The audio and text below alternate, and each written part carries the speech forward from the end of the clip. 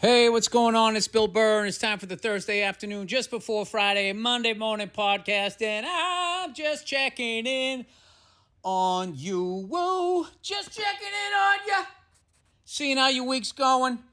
Seeing how you're handling it, man. It's fucking Thursday, bro. Fucking Thursday, bro. Fucking weekend's coming, you know? Big plans. Dude, I can't even tell you about them. It's that's fucking big. All right, I'll tell you. I'm drinking alone in my apartment, crying myself to sleep. What about you? What you got going on? Huh? Gonna get together with the parents? Speaking of booze, old Billy has been off the sauce. Be 8 years in November. No need to clap. I'm not a fucking alkie. I'm more of an idiot, which is on the alcoholism spectrum. The spectrum of addiction. I stopped at idiot. You know? Well, let's be honest. I started at idiot.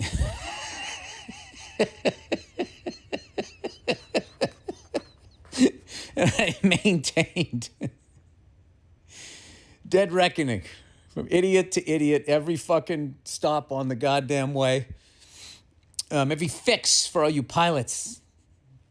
Instrument. Right down. Landed right on the numbers of idiot. I was an idiot. It's basically what it was. I was an idiot, and I was sad, and I had a lot of shit locked away. And, that's why God made alcohol. He made alcohol before he made therapy. So that's how that worked. Because I think that he didn't realize that other human beings at some point would pretend to be him. I'm kidding. I'm not trashing therapists. Therapy has been good for me. Can't you tell? Anyway. Speaking of God, dude, I don't know. The more I read these fucking science books, meaning one that I read, how long this planet existed before we got here as far as things living on it. I'm having a really difficult time thinking he's watching, to make sure you're not going to a titty bar. Or adding that to the he's got other problems. He's dealing with something. I don't know what his deal is, but I think he makes shit and then leaves. And I'd be willing to bet on all of these Earths that they've found out there with their fucking big boy telescopes. Imagine there's all different kinds of shit on each one. Be interesting to see if there weren't any human beings on the other Earths and how clean the water is. There's no plastics. There's no nuclear power plants that melt down. No oil tank. All this shit that we do. Condoms floating down the fucking river. Dude, I banged this chick from fucking Swampscott. Right along the Charles. Cops came, dude. I took took off the rubber and I just fucking threw it in.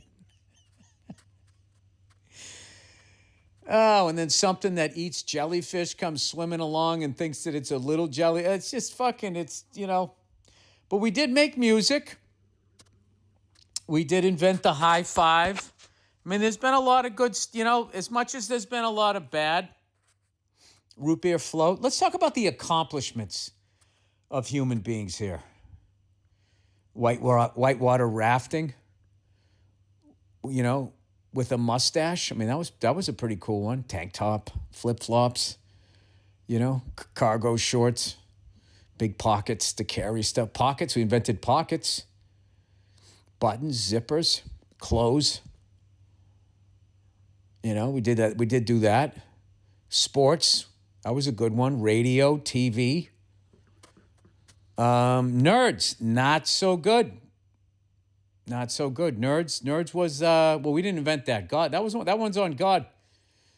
So the way I got it scored so far is we're winning. People versus the person that created us. He also makes sociopaths and all the fucking lunatics. I don't know, man. I don't know about this blame thing. It doesn't make sense to me. But I am haunted by what that guy said when I was in Finland that one time. It just made the most fucking that thing I keep talking about. When I asked him, I was on stage. I was like, "Do you guys believe in the afterlife?" And they said no. And I go, "So what do you think happens when you die?" I know I've told this 1,000 times, but for new listeners here. And this guy in the crowd goes, "Do you remember what it was like before you were born?" And I was like, "No." And he goes, "It's like that." I was just like, oh my God.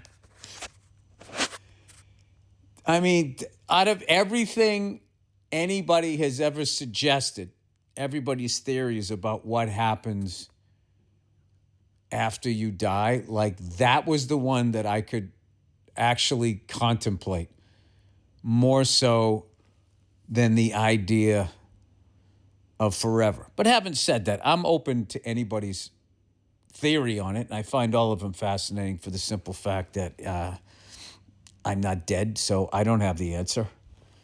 You know, they got some cool ones though. I like the ones that sort of combine, you know, like the afterlife and mortality. Like I don't know much about Scientology, but this whole idea that a spaceship is coming back, I mean, that's cooler than what I came up with. Like, you know, this fucking angry hippie was coming back, and this time, you know, this time he's not handing out bread and fish. He's coming back strapped, taking fucking people out.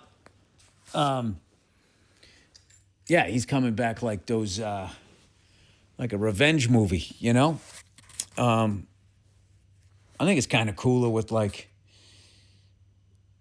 you know, that whole fucking idea you're going to be left behind, that whole fucking sad shit, left behind. I mean, how are you going to say that to someone from the latchkey generation and think that they're going to start saying their Hail Marys? You're going to be left behind. And you're just sitting there in the congregation just thinking like, oh, you mean more of the same? So like this, but just like forever. That's what you're saying? All right, well, you know, I know how to make a steak-'em. Hey, man, no more fucking Hostess cupcakes for me. All right, you know. All you goody two-shoes can fucking kick rocks. I don't give a fuck. Leave with that guy, you know. Not for nothing, you just met him.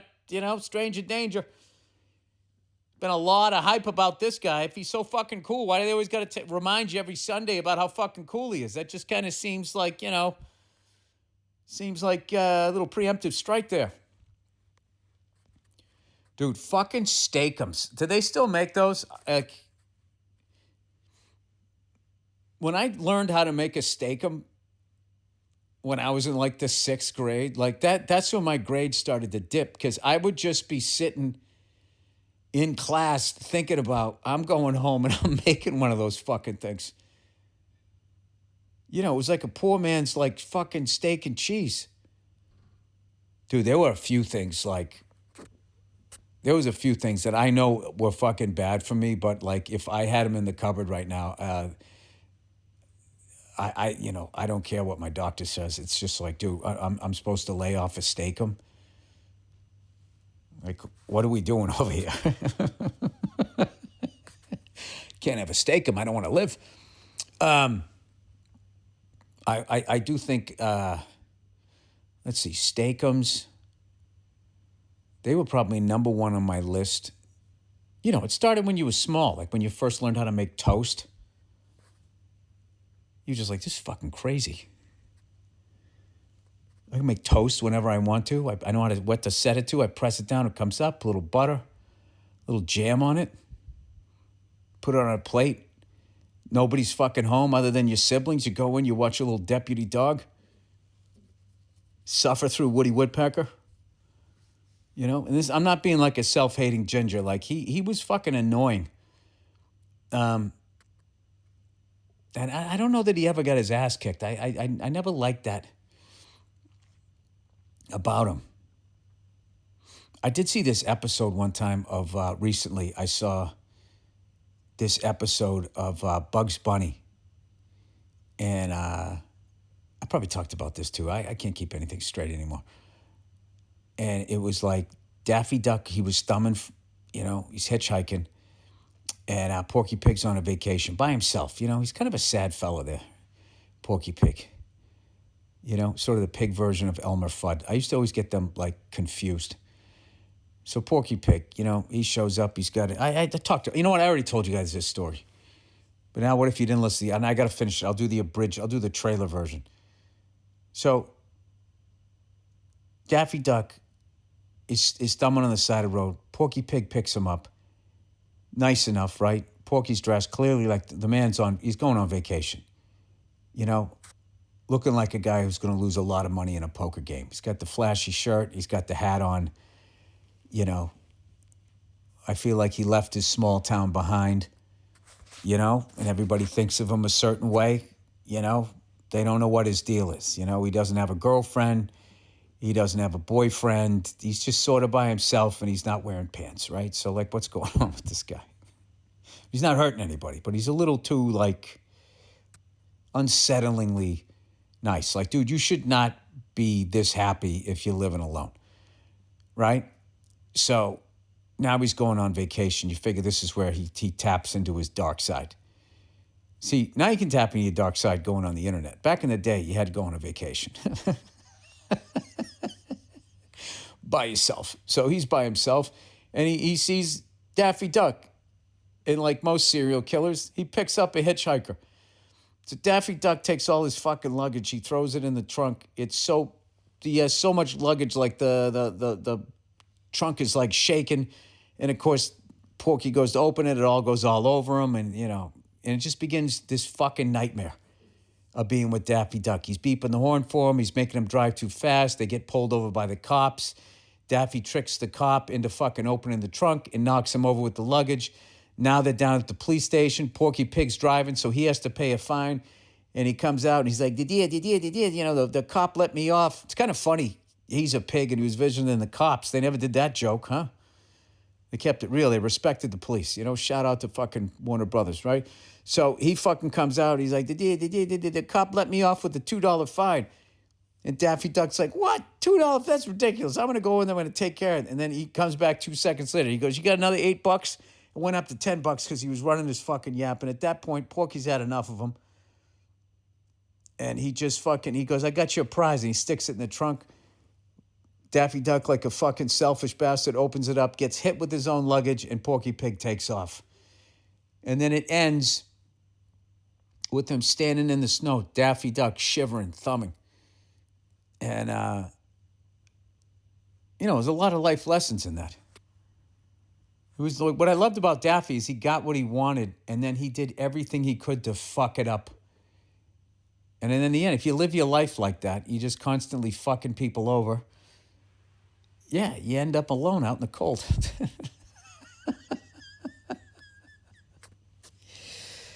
It's fun to go back and watch cartoons as an adult. Because, you watch him as a kid, you just think it's funny. He's an asshole and he's driving this guy nuts and he leaves him alone. But then when you get older, you realize, adults that lived lives wrote these things. And they're very subtly giving you some life lessons. Who would have known?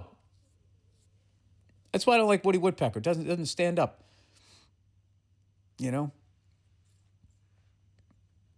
He's just a dick. And he's always a dick, and nobody ever beats him up, and he's always pecking him in the beak, and he had an annoying laugh. There's not a lot of light. There's not a lot to like there. Anyways, I've been watching my Red Sox, after that amazing run. I hope they won tonight. I didn't see, but they dropped 3 in a row. I caught the end of one of those Toronto games. What the fuck happened to Toronto, man? I had so much fun watching their run last year. I think Bo Bichette, he went over to the Mets. Jesus Christ, the fucking Mets. The fucking Mets.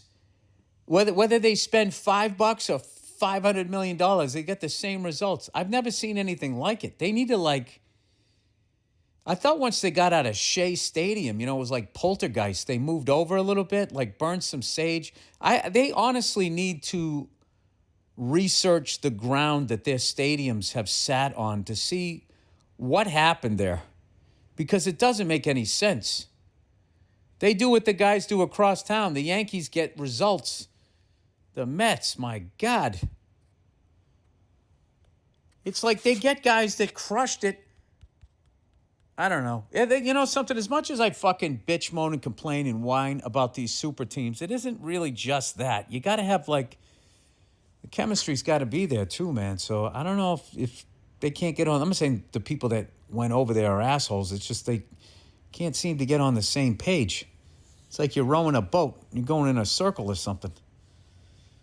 Or like, you know, like when they have like a super group in music, it's like, what if this bass player got together with this guitar and this guy's on rhythm, this guy on drums, this guy's singing, and 9 times out of 10, it stinks. Doesn't make any sense.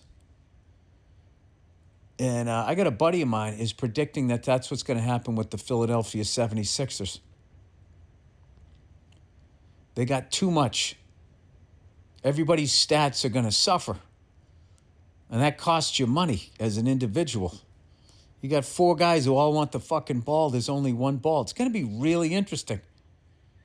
Because that's one of those ones where you look at the 76ers, like, how the fuck are those guys not going to win the championship? We'll see. And that's why you watch the games, as people say. You know, I was watching this movie the other night. Oh, Billy's on a fucking tear here. He's just going from subject to subject, not saying anything.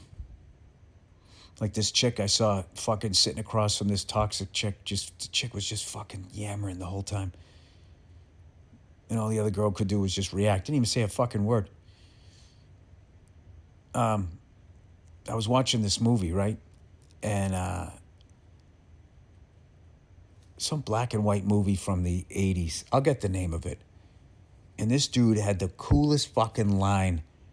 And he delivered it so smooth and like so romantic. It was amazing. So it's this guy, he's like getting dressed for work or something. I was like half falling asleep. I just put it on, right? It was beautiful. It's a gorgeous movie. And there's this beautiful woman and she's sitting on the bed, you know, all this goddess energy, right? Just gorgeous, right? And she's talking. She's talking about life and she's talking about her day. And like, this is like a monologue and a half. And the guy's not saying anything and he's just continuing to get ready, putting on his clothes and shit.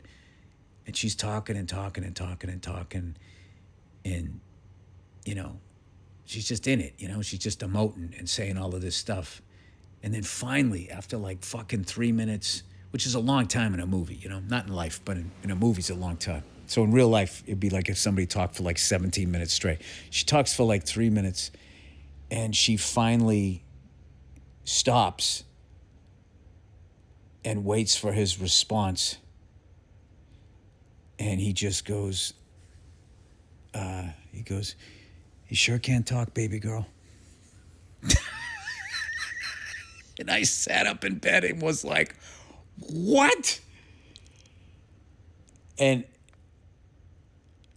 every woman I've told that story to, like I just told it to you, all of them do the same thing. They shake their heads, but they smile. Because there's something like disarmingly cute about it, even though he kind of said she's talking too much. But he called her baby girl. But he also was noticing her, and he was listening. So there is that. But in all of that was kind of, he was saying, you talk a lot. And I just think women know that they're smarter than men. So when they meet a guy like that, they're smiling because they're excited that this guy isn't going to be your average idiot and might be a little bit more of a challenge. You know? Where they're bored with most people. They're like, oh, this guy's got a couple of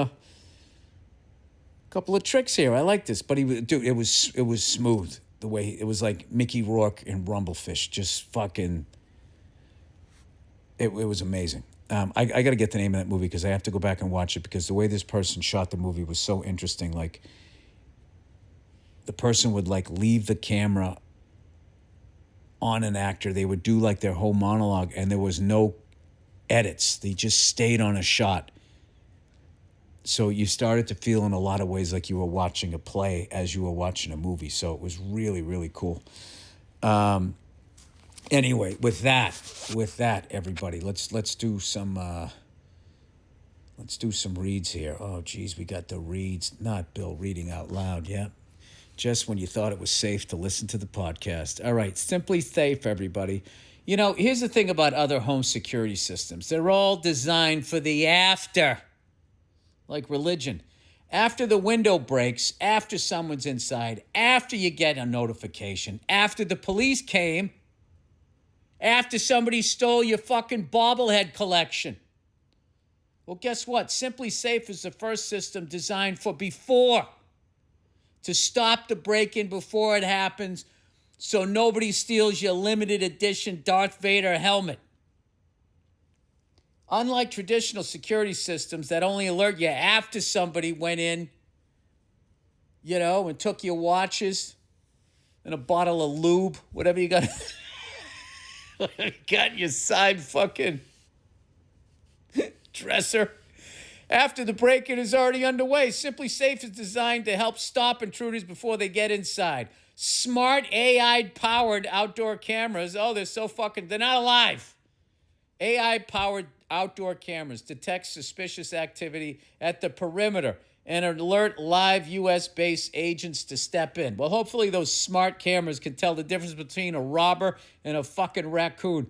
Simply Safe's agents assess the threat. Ooh, that didn't look good. Intervene through the outdoor camera. Hey, the fuck out of here. Scaring off trespassers and call for 911 dispatch. 911, what is your emergency? Somebody's running out of a fucking house with a Darth Vader helmet and a bottle of lube. Simply Safe has been protecting your world for 20 years. Celebrate their anniversary and save 60% off. Who the fuck goes with 60? 60% off. They're on the other side of this shit. On your new Simply Safe system. 60%. That's like a reverse record deal. At simplysafe.com/Burr. That's 60% off at simplysafe.com/Burr. simplysafe.com/Burr. Plus, when you order, write in the name of the show in the How Did You Hear About Us survey to let them know we sent you. Don't forget, there's no safe like Simply Safe. Oh, it's the best pause. The best pause in podcasting. I know I've never won an award for it. I know I always get snubbed. And you know why? It's because I don't play the game, man. All right, Mint Mobile. You know, when we were kids, summer meant freedom. No homework, no teachers, no school. School's out for summer. And as adults, summer still means freedom thanks to Mint Mobile's summer sale. Right now, all Mint's plans are just $15 per month. That's like the cost of a cup of coffee at one of those fucking Instagram barista places. And they serve it to you, and it's almost as bad as fucking Starbucks. $15 per month, even unlimited. So free yourself from big wireless and their stupid gimmicks and gotchas and switch to Mint for high-speed data and coverage on the T-Mobile 5G network. 5G to fill up your phone. Mint Mobile took what's wrong with wireless and made it right with premium wireless for only $15 a month. I like how they keep throwing that in your face. We only cost $15 a month, so fuck you. All plans come with high-speed data and unlimited talk and text delivered on the nation's largest 5G network to fill up your phone. Choose from 3, 6, to 12-month plans and say goodbye to a monthly bill because it's only $15 a month, so fuck you. Ditch overpriced wireless with Mint Mobile. It's so easy to sign up online and get 3 months of premium wireless service for $15 a month. So fuck you. To get your wireless plan for just $15 a month, so fuck you. Go to mintmobile.com/Burr. That's mintmobile.com/Burr. Cut your wireless bill to $15 a month. So fuck you. At mintmobile.com/Burr. That's it. There's no catch, but for some reason there's a disclaimer. Disclaimer, upfront payment of $45 for 3 months. Fuck you. $90 for 6 months. Fuck you. And $180 for 12 months. Fuck you. Plan required. $15 per month. Equivalent taxes and fees. Extra initial plan terms only. Greater than 50 gigabyte may slow when network is busy. Includes up to 20 gigabyte hotspot. Capable device required. Yeah, no fucking piece of shit flip phone from fucking 2008. Availability, speed, and coverage varies. See mintmobile.com. Oh, look who it is, everybody. It's Cash App, man. The ladies love the cash. What's something your kids buy today that you are surprised by? Example, surplus, coffee trips, etc. My kids don't.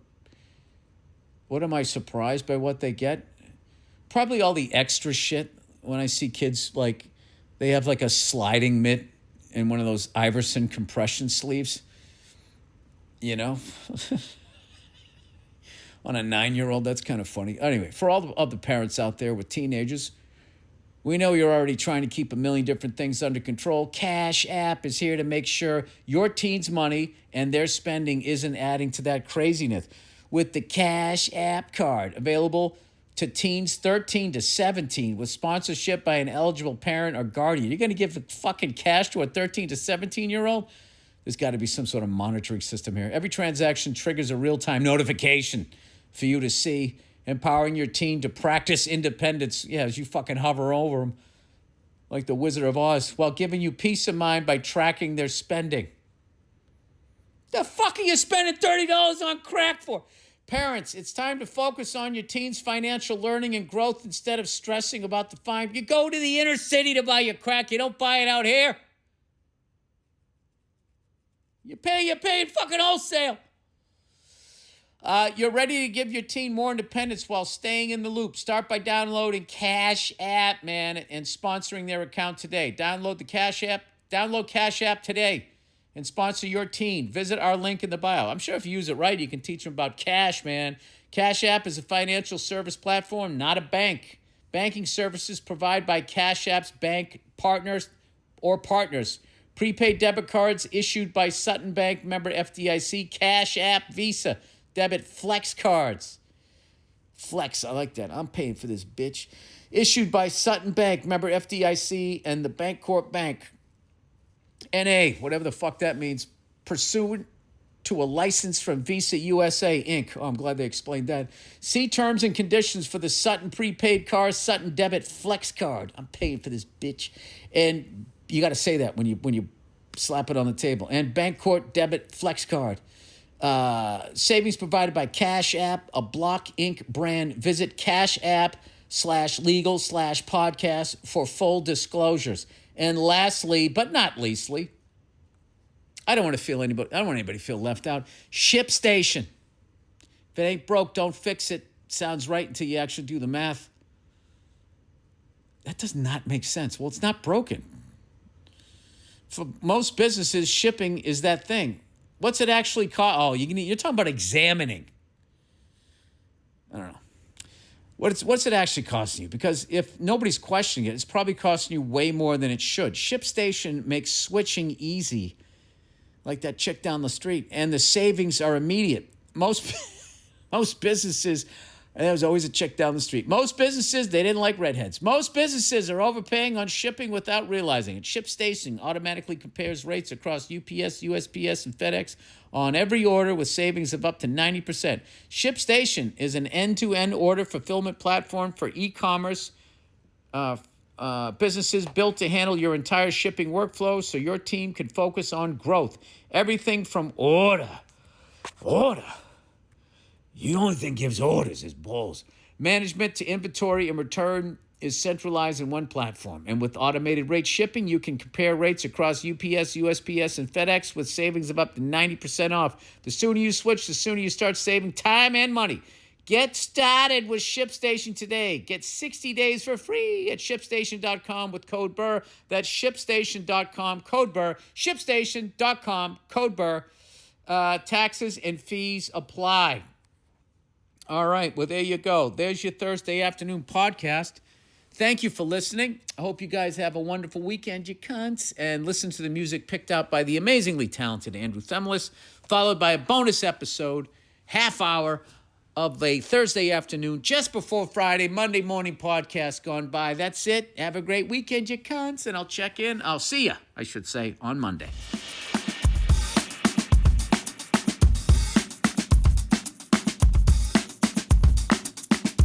Hey, what's going on? It's Bill Burr, and it's time for the Monday Morning Podcast for Monday, August 13th, 2017. What's going on? How are ya? I figured out what the problem was with the volume last time, on my podcast. I was like, I can't figure this out. How come the volume? I got everything all turned up. I actually had two microphones plugged in, and I was on the one that was turned all the way down. So you were hearing it. I was speaking into a dead mic next to a mic that was live. Oh, Bill, you're so unprofessional. Hey, man, I'm fucking trying. I had a major breakthrough in my life. I don't know if you read about it in the New York Times, the Washington Post, the fucking Des Moines, what would they say, the Des Moines Herald? I don't know. I moved to my house fucking 7 years ago. And one of the housewarming gifts that I got was a food processor. Oh, I should have said processor. Right? I got a food processor, and this fucking thing never worked. I plugged it in, I did that, but that just would not fucking work. So years later, I bought a smaller one for when I was on the road, when I was going to make myself some smoothies. Hi, fellas! I was going to make myself some smoothies so I could get my abs, so I could show up at the clam bake, and everybody could be like, oh, what happened to Bill? He's still blinding white, but good God, is he chiseled? Is he chiseled? You can't tell. That's one of the sad things. No matter how good a shape I get in, you won't notice because I'm so blindly white. I'm chalk white. You just can't see it. You know what I mean? But where's my hashtag? What about me? What about my pain? Having to wear sweatpants all the way through summer just to avoid the bullying. Anyways, this fucking food processor wouldn't work. So I got the little one, and the little one worked a couple of times. Then it wouldn't work. Then sometimes it would work, and then it wouldn't work. I'm like, boy, what the fuck? Are these things short out? What's going on with them? So you know what So anyways, I'm on this diet right now. I got a nutritionist. Every fucking thing is, take some almonds and fucking dice them up. I don't know if you've ever tried to do that on a cutting board with a knife. They go flying all over the place. But if you have a food processor, I always want to call it a word processor, a food processor, why it's a jiffy. You just put it in and you feel like fucking Rachel Ray. You're spinning around. You're like, how come I'm not hosting a cooking show? Oh, that's right, because the last redhead was out there grabbing tits without asking. So there's another black hole in this business for gingers.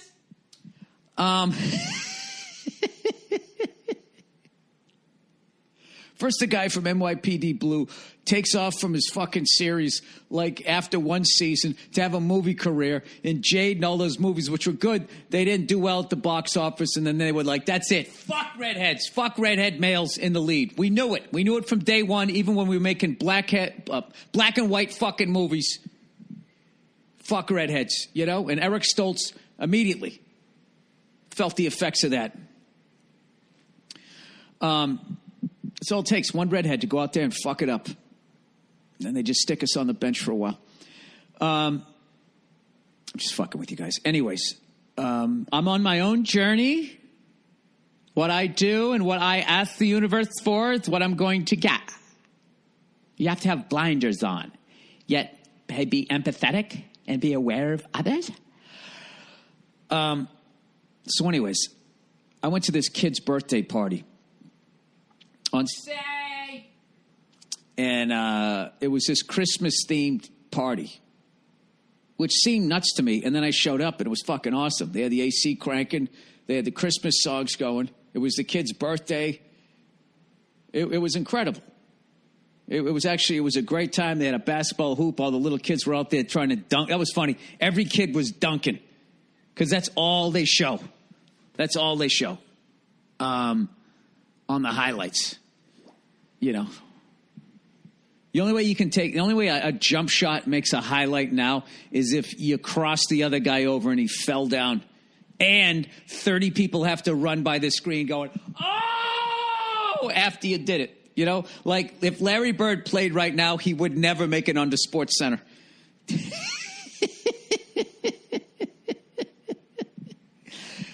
I don't understand the running around all the, like, somebody could literally take a full water bottle, flip it upside down, and if it lands on top, oh! Everybody acting like the dude just levitated. Oh, I'm an old man, whatever.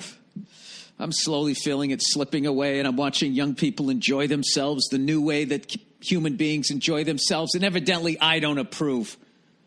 How will the millennial generation survive? Do you have any idea what the fuck my dad does?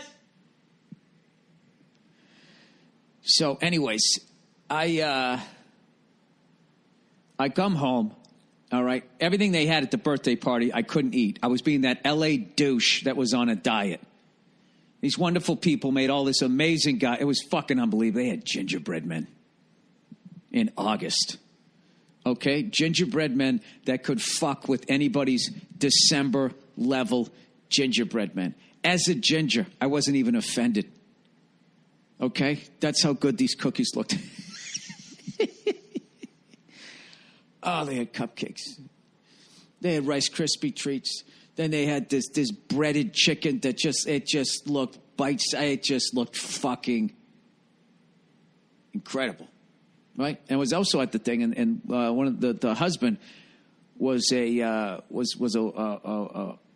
bourbon whiskey Scotch guy, and he's the only guy I've ever seen that had a bottle of Monkey Shoulder. And that's what I found when I was over in France that I finished in 3 nights, by the way, which is why old Freckles is still on the wagon. Okay, my liver's still talking to me about that one. Never gonna let it go, Just like your chick, you did that one fucking thing. Oh, they're going to bring it up for years, right? So anyway, I come home and, I'm fucking starving. All I drank there was waters. And I had a Santa hat on. It was fucking awesome. Anyways, come back to the house. And now I'm trying to chop up these goddamn fucking almonds. I'm like, fuck this. Let me get that little food processor, right? And I fucking put it together, and lo and behold, the fucking thing works. And I'm like, fine, great. So I take the top off, whatever, and I go to put my shit in. I put the top back on, and now it doesn't fucking work again. And I'm losing my shit. So my wife keeps coming in and out. So now I have an outlet for my anger.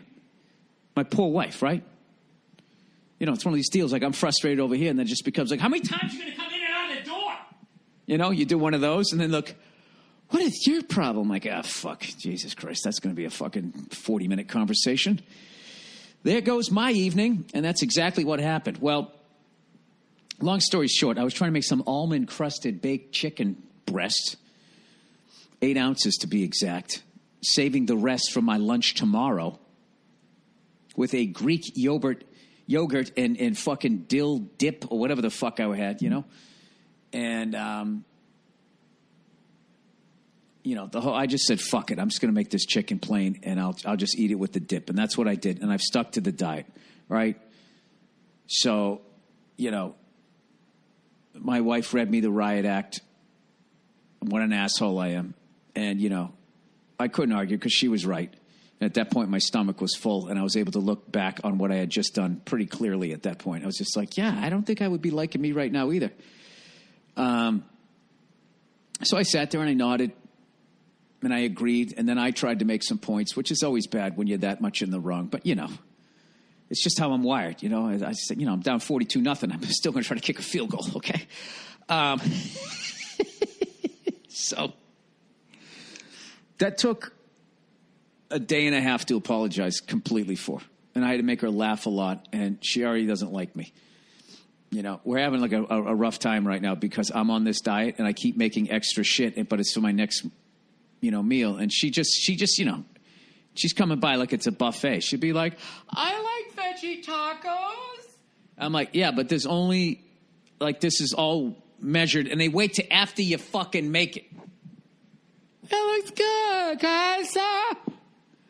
And then you got to be like, no, you can't. Well, you're not going to eat all of it. Yeah, but I'm going to have it tomorrow. This is how this works. Okay? Turn your key. There's a launch sequence to this. It already started.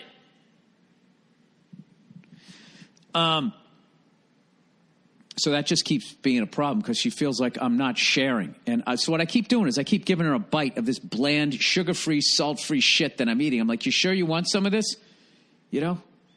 She had some of my oatmeal and almond fucking pancakes yesterday. Peaches in it. Peaches in it. The chopped peaches in it. That was the oasis you had to keep running to as you worked your way through all of that stuff. All right? But I will tell you, you know, I feel fucking tremendous. My energy's through the goddamn roof. So anyways, the next morning I wake up to make my fucking almond goddamn motherfucking oatmeal pancakes. And now I'm calm, you know. I had my hot water with lemon. I'm sitting there. I'm by myself. You know, am I? No. I'm never by myself. That's right. I had already brought my daughter up, and I had fed her. And she was watching Puppy Dog Pals.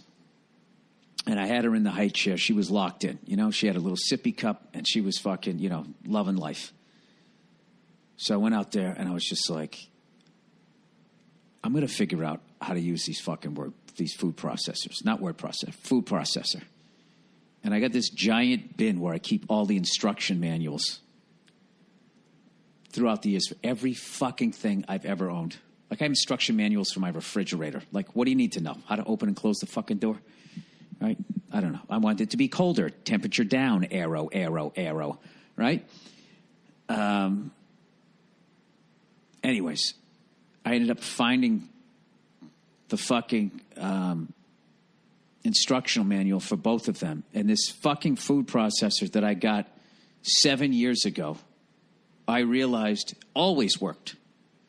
It's just with the food processor, there's only one way that it goes together. And I know this is basics for a lot of you fucking, you know, people, you know, who don't think outside the box the way I do, who don't have faith in your own abilities to just put something together. You have to cheat and look at the instructions.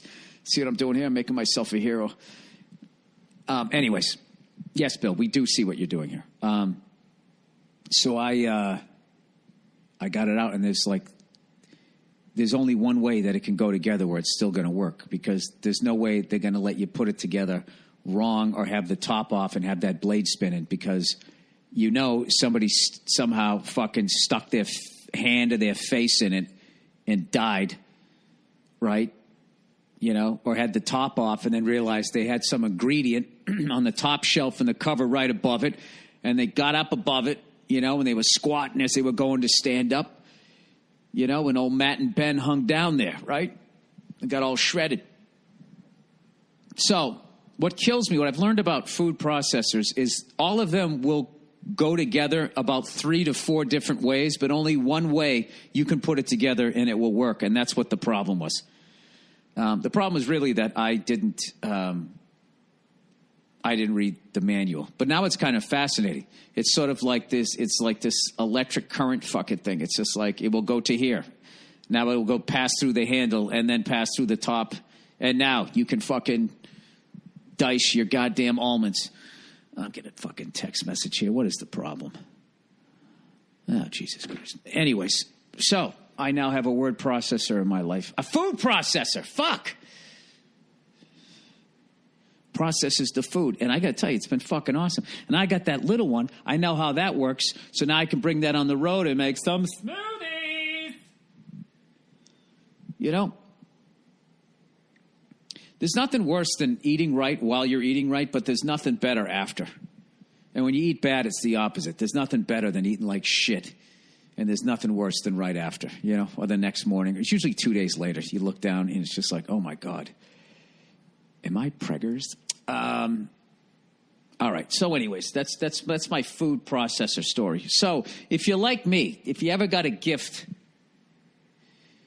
a food processor gift, and it never quite worked for you, and you have like massive ADD, or you're just a fucking scatterbrained moron, which I sometimes think ADD is the euphemism for, just go back and look at the manual. All right. Usually the handle has to face you, and then the top goes on just so, and then you will just, your life will be so much fucking easier. So anyways, the first week was detox. I already did that. And now this second week is healthy gut. So it's a bunch of Greek yogurt that, that has probiotics in it, which is great because, when you drink booze, I guess booze kills the good bacteria. See, there's good bacteria and there's bad bacteria in your gut. The bad bacteria is in there for, someday when you die. When you die, then that's the bacteria that then begins to feed as you decompose. That's actually true, man. And it turns into like gas and shit like that, which is why they always find like a headless torso floating in the bay. It's the shit in your gut that turns to gas, and it's like a fucking water balloon, and you go up. Not to mention, you know what I mean?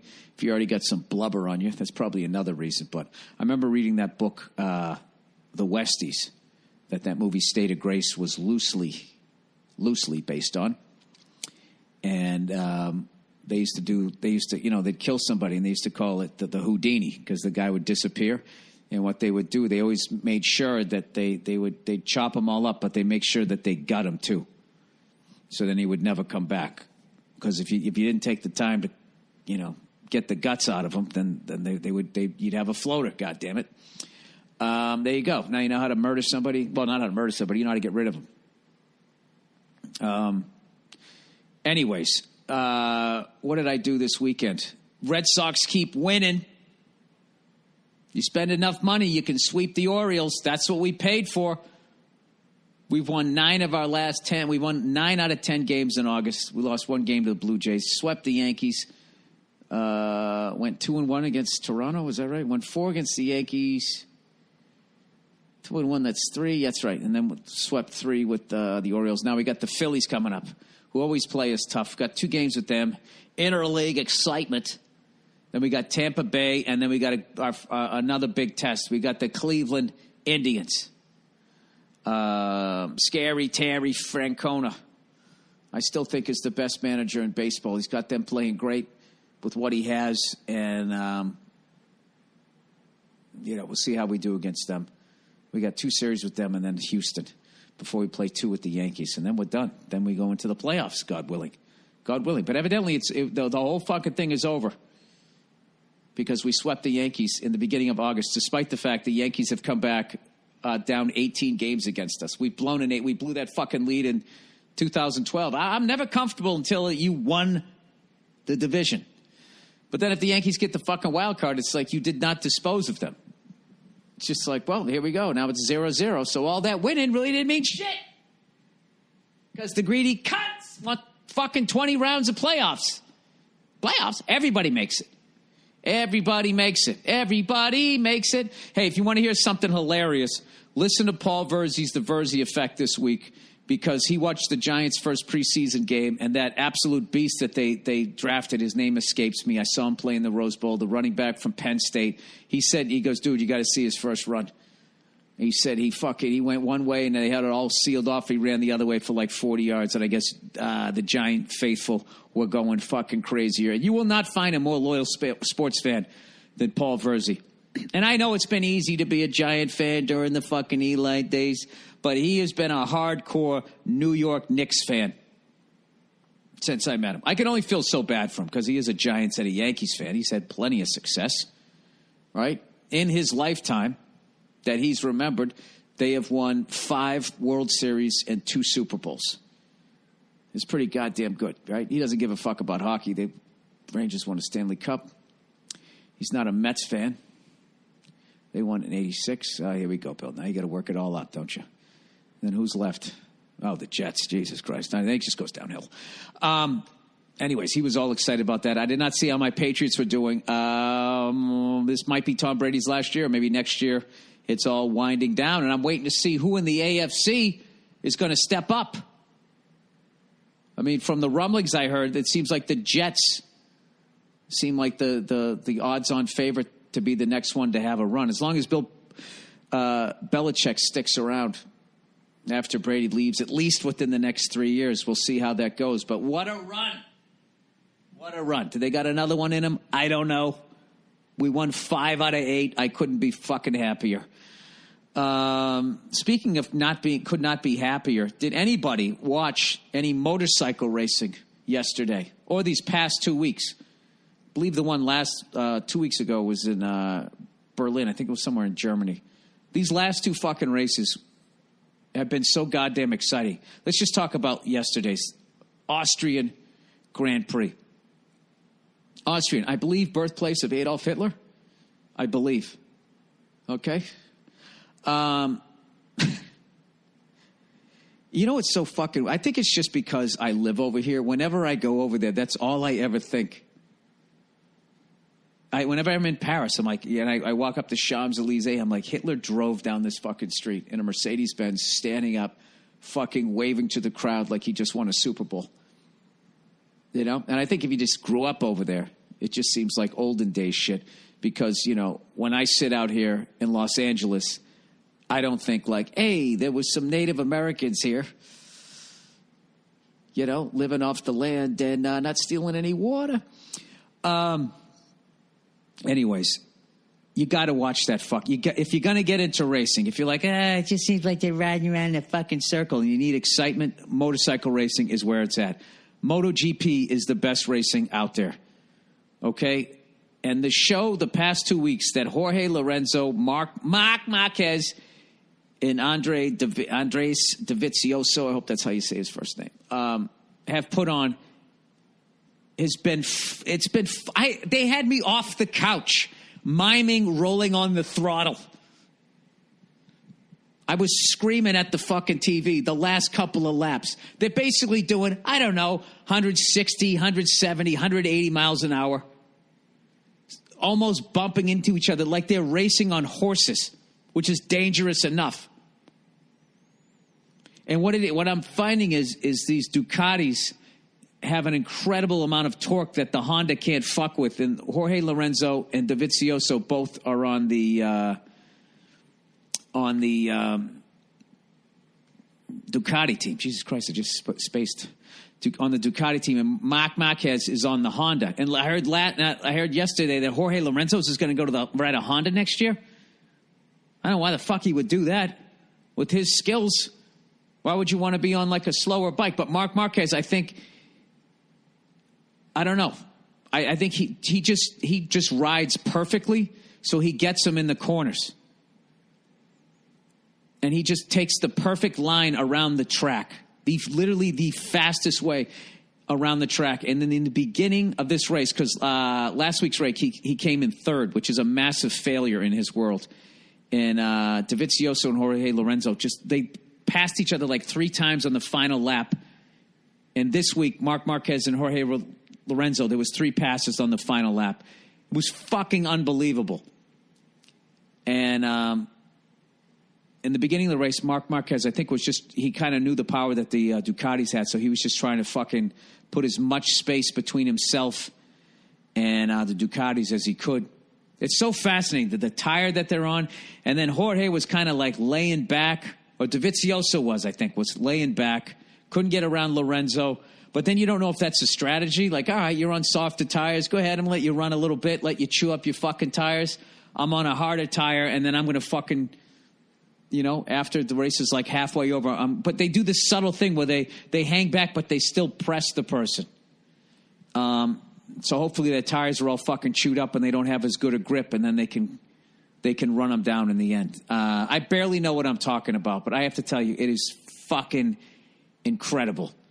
You have to get into it. And here's another great thing. Most races, it's like 25, 26, 27 laps. There's no pit stops. It's a perfect thing for an American to get into. It's fast, it's exciting, and there's no breaks. Okay? Even though we have a bunch of timeouts and shit. It's like you're fast-forwarding through the commercials. There's like no fucking commercials. Cannot say enough about it. And for those who actually pay attention, Marc Marquez looks like he's going to win the championship. He's way out in front. I don't know what happened to Rossi this week. He must have had some sort of grid penalty, or he crashed. I don't know what, but he started in like 14th place. But that fucking guy, he's second in points. But as far as wins go, Marquez has won 5 this year. Lorenzo's won 3. Dovizioso has won 2, and Marquez has been on 9 different podiums. He's like on the podium. He's been on the podium every race but 2. So he's way out in front. He has like 200 points, and the next closest guy is Valentino. I think he has like 130 or 140. So it's pretty safe to say, barring anything major, that Marquez is going to win this again. But I'll tell you, the show the three of them are putting on is fucking, it's unbelievable. And I got to go to that MotoGP race. There's only one in the United States if you want to go. And there's only one Formula One race if you want to see Lewis Hamilton, who's going to go on to be one of the greats of all time. It's in Austin, Texas. And I highly recommend it. Anyways, all right, let me do a little couple of fucking reads here for the week there. All right. You know what I forgot to tape yesterday on Me TV on Sunday nights? You know what they got? They got Columbo. Let me just ask you one more question. Something just confused me just a little bit here. I just got to. I love that. I love the walk away, and then he would come back. Oh, okay. I see. You didn't do it then, but I'm sorry to bother you. Then I'm sorry. You can get back to working out. And then he goes to walk away. Oh, yeah. Let me just ask you just one more question. And then that's the question that gets the guy's fucking brow sweating. Unbelievable fucking show. One of my favorite memories of my adult life was I was in Rome, Italy, as opposed to Rome, North Carolina, Bill. I was in Rome. I was getting ready to do a run of dates, so I had to get acclimated to the time. So I went over there 5 days early with my lovely wife and my mother-in-law, and we were all jet-lagged. And at 3 a.m, we were watching fucking Columbo. Somehow it was in English, I believe. It had to have been because we were watching it. And it was the fucking greatest night ever. Just one of those fucking nights. You're on vacation, you didn't have anything to do, and then Columbo comes on at 3 a.m. And we just had the best time ever watching it. Oh, it's such a great show. Was there anything else that I wanted to talk about? Before I get into your questions for the week, I'm a little pressed for time here. So anyway, oh, God. I've been going to the gym now. Everything's going great. I'm turning my my ass cheeks. I don't know if I mentioned this. I did mention this to you, but people who might have missed last week's podcast, I figured out the reason why I kept having this sciatic nerve problem was because of 20 years of being on the road, sitting in writers' rooms, just sitting down in general, and not doing legs the way I should have. My fucking glutes turned into fucking 2 pieces of veal cutlet, and I'm just sitting on skin and bones back there. So after a while, the sciatic nerve gets impinged. So, anyways, I've been doing my legs religiously, and I don't know. I'm starting to have a little bit of cube steak back there. Still a poor cut of meat, but I am dedicated to doing this. And somebody told me a long time ago that one of the great things to do is to never stop doing squats, because as you become like an older person and everything, you want to be able to get up and out of bed, get up and out of a chair, and that type of stuff. And then also your quads are the biggest muscle in your body, so it's going to burn the most fat and all of this shit. So anyways, I'm not going to lie to you guys. I've been really talking to some people for the first time in my life, and I've realized how many exercises I did at the gym with terrible form. So now I have my form down pat, like I have my shoulders down and back. And speaking of my back, like I've really been working all my back muscles and everything because, being a child of the 80s, it was all, dude, what can you bench? What can you bench, right? And it was all benching and curling. You do tries or whatever, but you wouldn't do it. And you do that shit, like I was talking about, where it'd be like, if you were picking up somebody's luggage, straight up to do your trapezes there, but you wouldn't do the middle of your back, your lower back or anything. Your shoulders would get pulled forward and up. And then you'd be benching like that, and then eventually you'd blow out your fucking rotator cuff. So I now know not to do that. I'm still not benching. I bench now. I do like eventually I'm just going to do like dumbbells because it allows your shoulders to move independently, so you're not married to one shoulder or the other, It's almost like, how the differential works in your car, right? It allows both wheels in the back to turn independently so one doesn't get fucking around the turn faster than the other, for all you mechanics out there. So I was watching this guy at the gym today, and like the lat pull down is the big fucking exercise that I need to do if I'm eventually going to get back to be able to handle my body weight to do a pull up again, so I can win my bet of being able to do 10 of those when I'm 70. I have less than 20 years before I'm 70, if you can fucking believe it. That's how fast life goes by. I started this podcast, I was only 39. So this guy comes in. He's probably my age, but in my vainness, I probably think he's like 5 years older than me. But I do that a lot where I think people are 10 years older than me. They're like 3 years younger than me. And it's obviously not because of the way I look. It's my fucking vanity. So this guy, I think he's in a hurry or whatever, but he was doing these lat fucking pull downs. And it was like, rather than sitting up, sitting up straight, shoulders down and back, and then not letting your shoulders coming up, standing up, grabbing the bar, and then coming down. And I do, explode down, 1, 2, and then 1, 2, 3, 4 going up, right? With weight that you can handle, keeping your shoulders down and back. This fucking guy was doing almost the whole stack. And how he would get it down was, as he brought it down, he would like lean back, and then he would use the momentum of leaning back and then pull it down.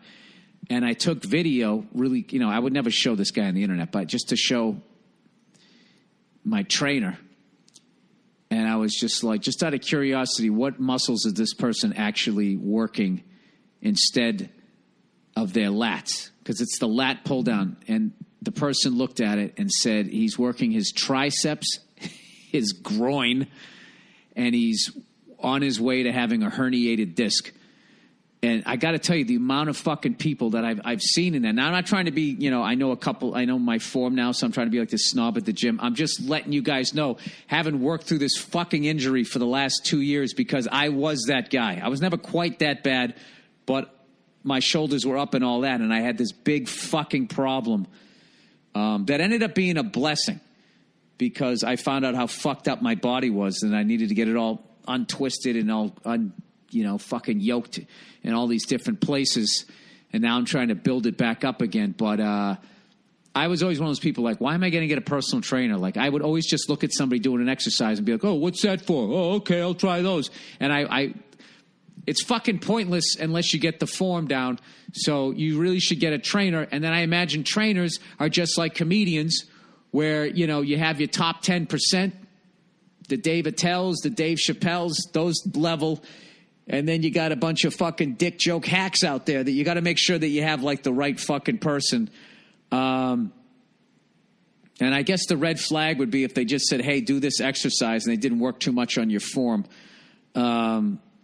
Make sure you get somebody that teaches you the form and all of that. And so you don't hurt yourself and end up in the situation that I'm in, and that poor bastard at the gym. I wanted to say something to him, but he had like this fucking crazy type A, I'm in a fucking rush vibe.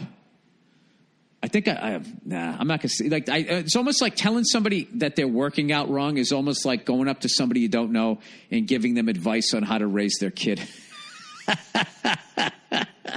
I feel like what do you guys think? That's just something you don't do. I think if you were like a personal trainer, you almost have to come in like an apology. Hey, man, not trying to get in your kitchen here, buddy, but you're gonna get a herniated disc doing that. But then he's going to have to like go into his ego and be, hey, take half of what you're lifting and then do it the right way. And I just don't think he's, You know what? Back doctors need business too. Why the fuck am I going to get involved? What am I going to do? Am I going to go there and start mansplaining, and then all of a sudden the lesbians at the gym and the feminists start yelling? I actually shouldn't say lesbians. I should say feminists, right? I'm sure there's some open-minded lesbians out there that wouldn't mind a little lat pull-down fucking explanation. All right, if you were confused by that, don't worry, I was too. Okay, let's get into the questions for the week here. All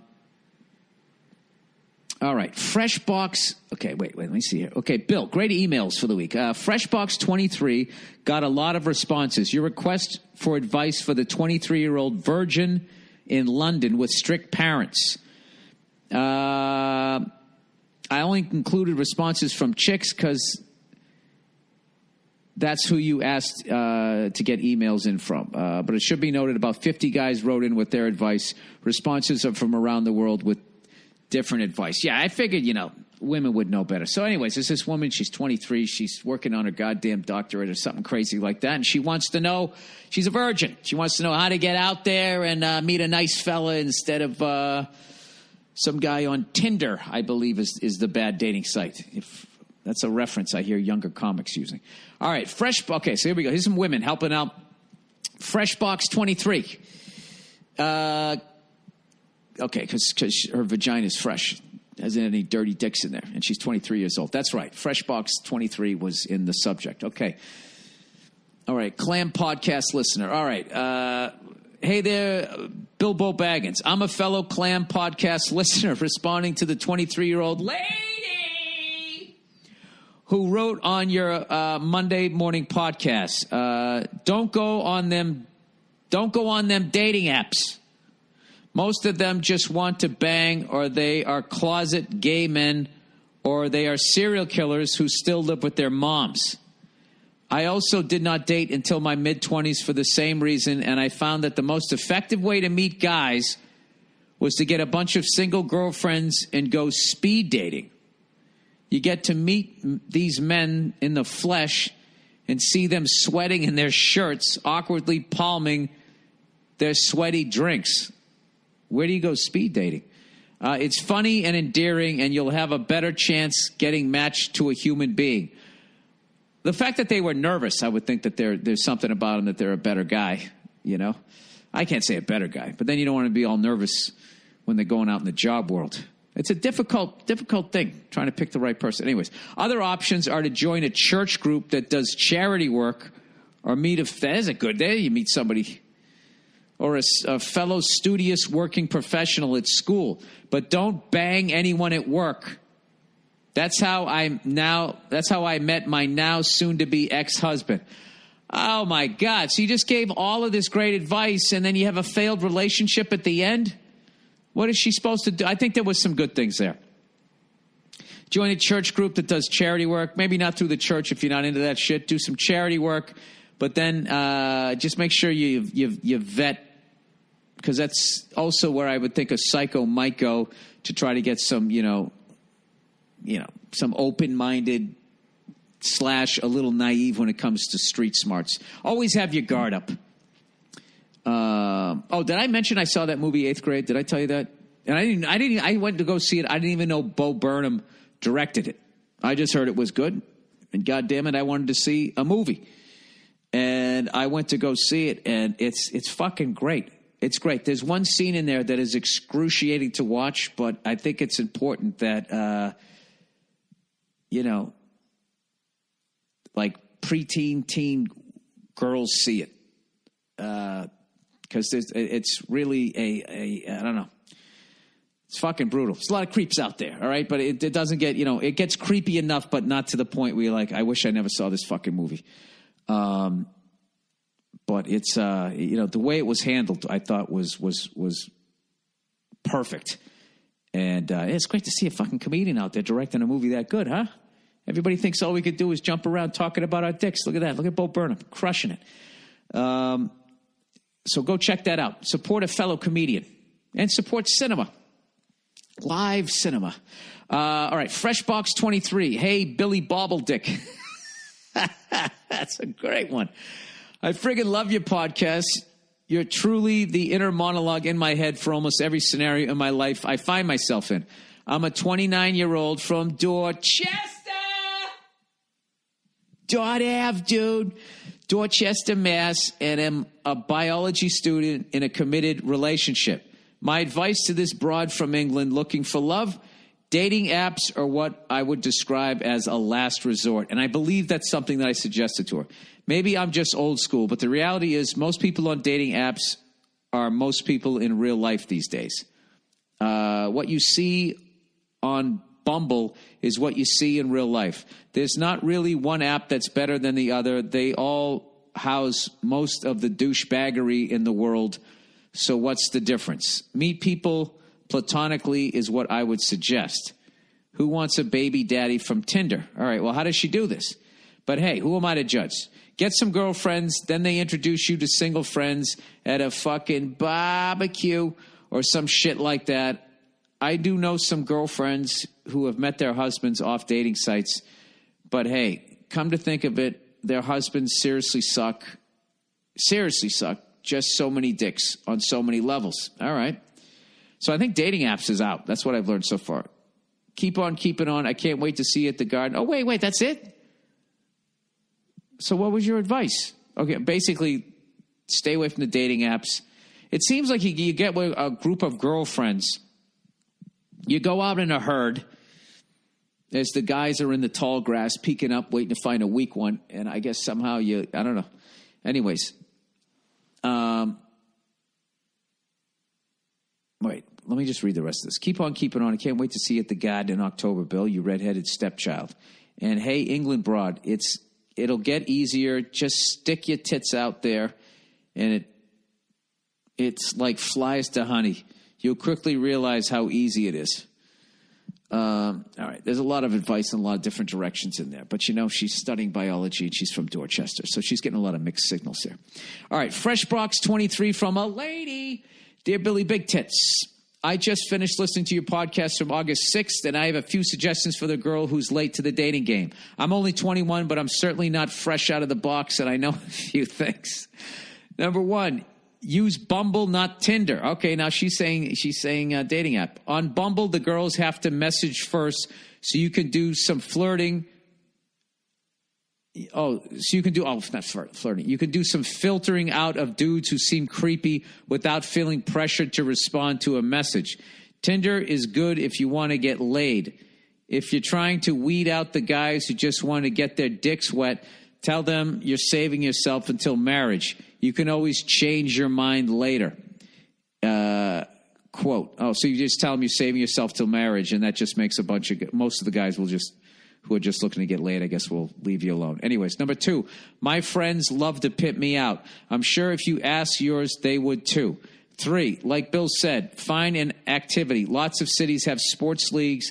That could be a good place to start. Thanks, and go fuck yourself. I really think out of all the advice that I just read there, I would say stay away from all dating apps, and you need to get a hobby. You need to carve out some time, some social time. And some sort of sport, charity work, a cooking class. Just get yourself out there where it's like, those are really good. I feel like there's a lot of decent people in those things. Sports, you could find the controlling type A dick, but that guy else is going to crush it a lot of times in the real world. So depends on if you want an in-ground pool or not. I don't know what you're looking for. But there you go. There's some advice for you. Good luck, and don't settle. All right? Don't settle. If a guy's being a dick, fuck him. There's going to be a good guy out there for you. You don't ever have to fucking settle. Send it back. This food's too cold. All right. Black guy's perspective on stand your ground. All right. Dear Bill, hope you, the lovely Nia, and the talented toddler are doing well. All right. First off, there's a lot of white guys saying they're black guys on the internet, so we'll see how this goes. Or there's a lot of Republicans saying they're Democrats and vice versa. I'm a Republican, and I got to say, no, I hate Donald Trump, and I'm a Republican. They always do that shit. So who knows if this guy's black or not. But anyways, here we go. I wanted to share my opinion on the growing frustrations with situations like this and how they are handled, viewed, and discussed. No disrespect to you or your platform. I respect where you're coming from on this topic. I am a 28-year-old born and raised in Brooklyn. That may not mean what it used to, but I know you're familiar with what this detail implies. Imagine Boys in the Hood, but dialed down to about 4 out of 10. That's roughly what I grew up in. I had to learn how to avoid and resolve conflicts like the one that led to that disgusting and pointless loss of life.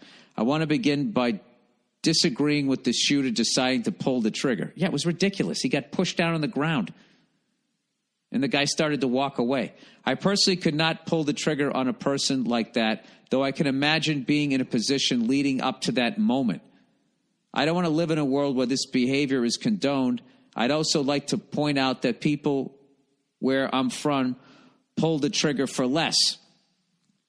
Yeah, I'm not advocating that one group of people shouldn't shoot people and other people should. I'm just saying that if you yell at somebody's girlfriend or wife and the guy comes out and pushes you down to the ground, that's not a reason to use deadly force. I mean, that's like Wild West shit. Anyways, I think all of the adults made bad choices that escalated to the situation. 100% agree with that. First, using the differently labeled parking when there are other available spots is a dick move. Absolutely. Arguing in defense of a move like that, this is even worse. This is speculation, but knowing what I know about my own people and a certain type of black woman, if I, as a black man, even politely said something to that woman, there is a very little chance she'd respond politely. Now, this is where I don't know if this is a fucking white dude or a black guy. Insert me in that situation unarmed. The man would have knocked me down just like he did the white guy, and fucked me up. No news coverage. My own people would have said I should have shut the fuck up. Yeah, but he didn't fuck him up. He just pushed him down and started to walk away. If he pushed him down and started swinging on him, I got to be honest, even then, I feel like to then pull a gun. This guy's throwing hands. Don't you throw hands back? Is this like the Untouchables? Someone brings a knife and you bring a gun? I mean, this is literally a fucking gas station. Anyways, this is why I wouldn't have said shit. I would have minded my own business. That's the school I'm from. But that is the pro and con of where I come from and the world in general, I suppose. You mind your own business, but then you add to a culture where people disobey laws, big or small, and no one is supposed to stand up for decency. Though it is not hurting anyone in that usual sense, it's not cool to park in those spots, and it shouldn't be tolerated. Yes, but shouldn't that guy have stepped to the guy, rather than waiting till the guy leaves and he yells at the woman? Then he kind of put him in that fucking macho position to stick up for his lady. Yeah, everybody was wrong in that, but I mean, to then turn around and fucking shoot the guy. I mean, it's as he, starts to walk away. It's just fucking insane. Anyways, the black guy should not have initiated the physical contact. Never wound what you can't kill. Or the black version, don't start shit you can't finish. It didn't even look like he tried to dissolve the conflict in another way. Also, you never know what a stranger is carrying, legal weaponry or otherwise. Yeah, that's true. In New York, everything is illegal, but that doesn't stop anyone. The black guy was about to stomp that white man out. Do you think that? Because I thought he pushed him down and then walked away. I recognize that body language anywhere. He only backed up after seeing the gun, at which point the entire situation should have been over. That's another thing. He could have waved the gun at him. I'm not saying that the lady driving the car or that guy did anything right, but to just fucking shoot the guy is nuts. I mean, who continues to charge when they see a gun? A detail I'd like to point out is that the black guy did not put his hands up when the white man pulled on him. This is because we black men have to look badass no matter the... I don't fucking know about this shit. I don't know who fucking wrote this. He said, this is because we black men have to look badass no matter the circumstances. However, my hands would bend so high in the air, I could have tickled God's feet. The white guy is supposedly known for fucking with people over disabled parking spots. He also supposedly mentally unstable. If those are facts, he shouldn't have been on the street or allowed to carry a fucking gun. Yeah, well, that's another thing, too. I actually do a bit about this, how they shut down the nut houses. When I was a kid, if you were fucking crazy, they put you in the nut house. And you combine the fact that nut houses, they just have those people walking down the street now, and people who are into guns don't want to wait more than 15 minutes to get one, you're going to have a fucking problem. Anyways, none of this shit should have happened. I'm tired of seeing my people, especially men, die over dumb shit, and it only becomes news if there is a white person involved. Also, men have to rise above getting into goofy arguments on behalf of women, especially when they're wrong. She's likely not going to get hurt, but you are as a dude. Yeah, that is true. Not sure if you can feel where I'm coming from, but I want to make my fellow black men to be smarter and safer. Kids need their fathers. Best, a fan for Brooklyn. P.S. Met you once at the Beacon Theater show. We'll see you at MSG You are awesome. Well, thank you very much. I agree with everything that you said there. Although I don't think it looked like he was going to stomp him out, as you said. I also think that you just take out a gun. If you take out a gun, everybody fucking runs. I don't know why that guy didn't fucking run. Maybe you're just stunned. Although I remember being at a meet and greet, one of the last ones I did, and this guy fucking went to take a picture. His girlfriend or wife wanted a picture with me, and he went to reach in to pull out his camera, and a fucking loaded 9mm fell on the floor. And this is how I reacted. I went, whoa, and pointed at it. Then he picked it up and ran out of there because we were in a casino, and it was on Native American land, and you're not allowed. Turned out he was an off-duty cop. You know, they kind of fucking handled it. But I remember saying to the security guy, I was like, Jesus Christ. I go, you fucking see that? He goes, what happened? I go, fucking guy I had a loaded 9mm, just fell on the ground. And the security guy goes, oh, he's lucky I didn't see that. And I was like, it almost hit you in the foot. But that's where my cul-de-sac suburban upbringing came into effect, where that was my first experience with that. So I was stunned. But now I've played that over my head a zillion times over. If that ever happens again, kick the fucking gun. Well, if it's a Glock, I guess you can kick it. Anything else, it might go off. I tackle the guy, run, anything other than be like, your gun's right there, sir. All right. Out of everything you said, I really, truly believe that the reason why I don't fuck with people, aside from the fact that I'm half a century old and, never really took any martial arts, you don't know what the fuck you're running into. You have no fucking idea. The training, the weaponry, the level of psycho, the kind of day they're having. If a loved one just passed away, you have no idea what's going on in somebody's fucking life. And you are rolling the fucking dice with your life when you make a move like that. And, which I understand, but I think it is fucking insane that there's a state out there that allows citizens like the fucking Wild West to solve their problems like that, That you can just shoot an unarmed guy that pushed you down on the ground. It's just fucking, that's like some shit out of like Wyatt Earp. And all you gun guys are going to flip out. Okay, just picture how the average fucking person drives. Just watch the average person go through a fucking security line at the airport. The amount of awareness, the amount of empathy, the amount of mouth-breathing fucking morons. And the fact that any of them can go out and get a fucking gun and then stand their ground using that fucking 20-year-old laptop between their ears that is their fucking brain. I mean, that is some crazy, crazy level of fucking Second Amendment fucking freedom that usually leads to fucking second-degree murder as far as I understand. I am not an anti-gun guy, but I am also like, I just don't want people, walking around like they're in fucking Westworld. All right. Girlfriend's parents, no. In defense of Florida, you don't see that every day, though. You do not see that every day. So I don't know. There's always arguments on both sides. Girlfriend's parents, no. Hey, Bill, I'm 17 going into my senior year of high school, and I'm dating this amazing girl who's about to be a junior. She's half black, half Filipina. Filipina? Is that how you say it? Filipino? Filipina? I'm a few shades darker than a piece of printer paper.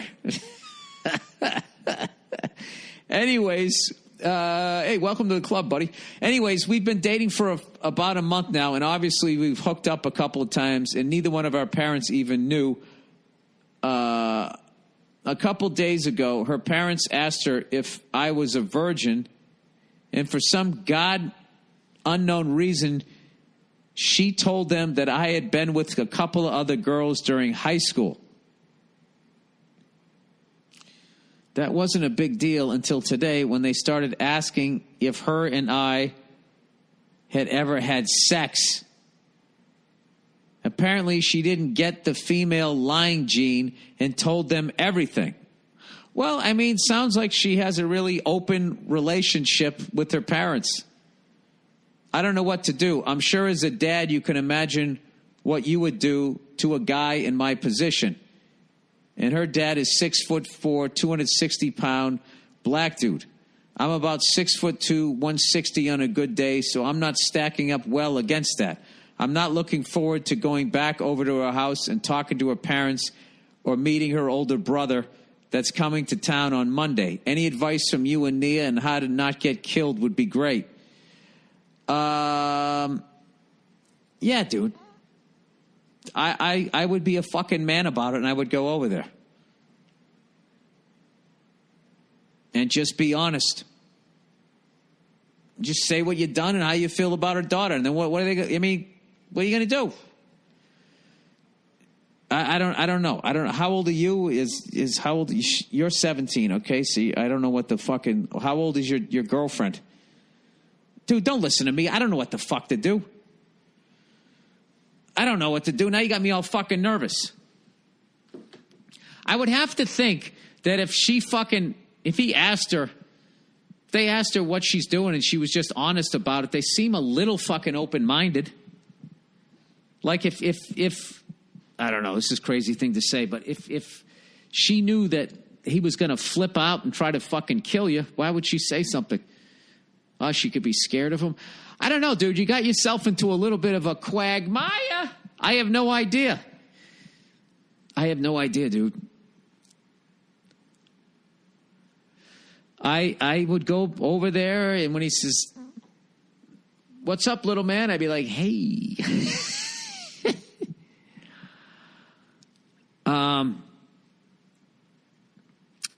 I guess that's when, as a man, you get into your hypocritical years.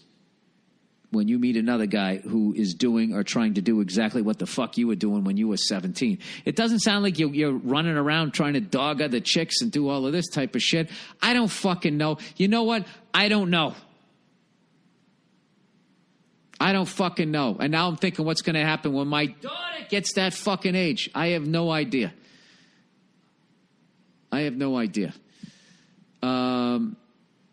All I know is that I'm hoping she's at least going to be a brown belt in jiu-jitsu, which I think every woman should learn that shit. It's perfect. It's in close. And if a guy's, doing something you don't want him to do, it's so fucking easy. Arm bar, get him in a triangle, but they don't even know what the fuck, choke him out and then just call the cops. There he is. It's perfect. I don't fucking know. Anyways, Jesus Christ, now you get me thinking all this crazy shit. All I can say is good luck to you, sir. And you got some decisions to make. I mean, you want to keep seeing this woman? I mean, what are you going to do? I feel like you kind of got to go over there so the guy respects you. Then what's he going to do? 6'4", he's going to beat the shit out of a 17-year-old? Wait a minute. You're not in Florida, are you? If you're in Florida, don't go over there because he might stand his ground.